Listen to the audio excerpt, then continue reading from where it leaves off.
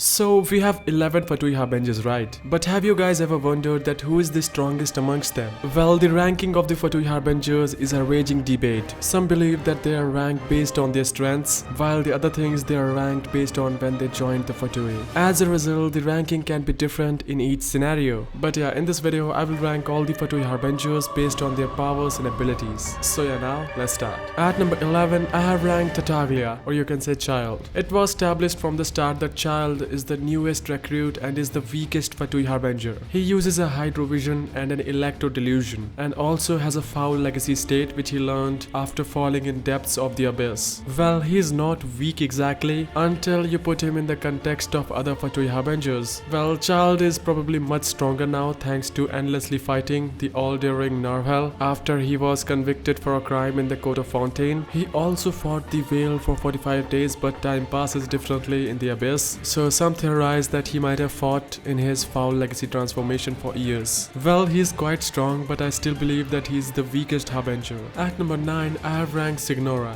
Well, she wields the power of the Crimson Witch, which is Pyro, and uses a cryo delusion. She is easily one of the strongest foes the Traveler fights in Teyvat after Scaramouche falls god in Sumeru, and she also takes cares between the diplomatic relations of Snezhnaya and other nations. I believe she was easily stronger than Childe thanks to her bearing the powers of the Crimson Witch and a strong cryo delusion. At number 9, I have ranked Pentalon.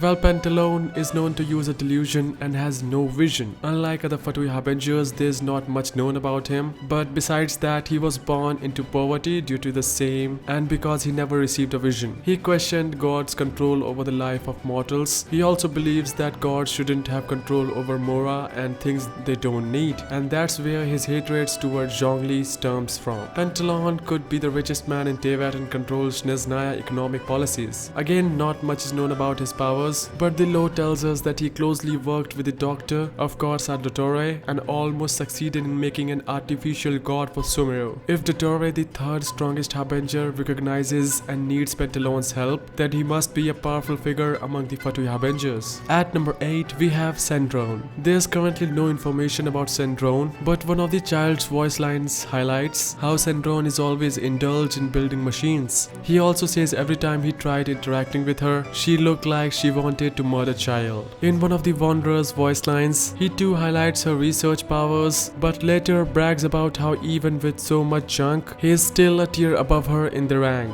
This highlights that Sendrone couldn't be more powerful than Scaramouche. At number 6, I have ranked Colomina. She is also known as the Knave, and she runs the House of the Hearth in Fontaine.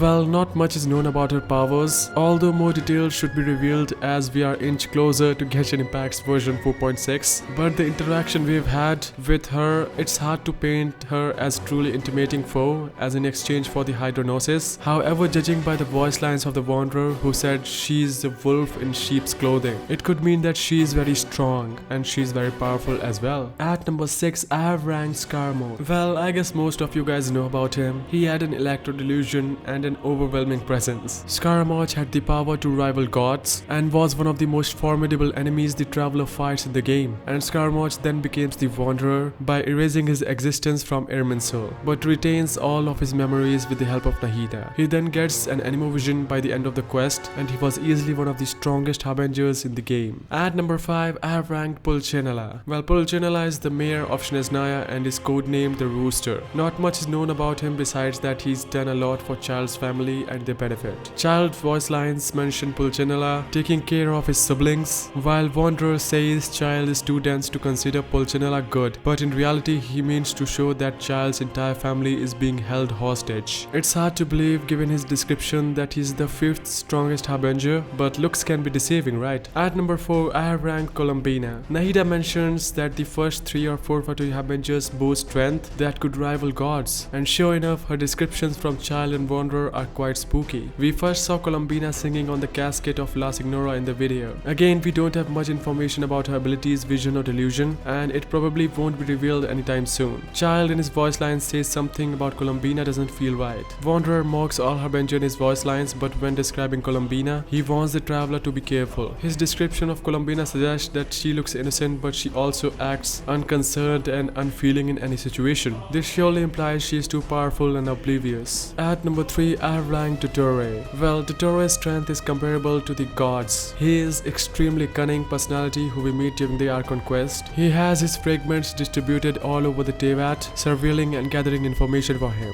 Toor's goal is to elevate humans to the status of gods, hence why he worked with the sages of Sumeru to create a new god for Sumeru. We meet him at the end of the Archon quest, where he instantly knocks out with unknown methods and exchanges the electronosis for erasing his fragments. Nahida also exchanges vital information about the skies of Teyvat are fake for her dendronosis. At number 2, I have ranked Capitano. Capitano is probably the highest rank Fatui Harbinger. The current ongoing events in the game point towards him being in Natland for some work, which the traveler's next destination is. Mika and Grandmaster Varka met Capitano during an expedition and said his presence and powers were extremely overwhelming. Childe says seeing Capitano battle was a sight to behold, but he is too low in the ranks to be noticed. Wanderer, on the other hand, mocks the captain based on his extreme righteousness and highlights his great personal strength. Overall, he is definitely one of the most powerful Fatui Harbinger. And finally, number 1, Perio, the gesture, or you can say the strongest Fatui Harbinger. It is implied by one of the Childe voice lines that Perio was a Harbinger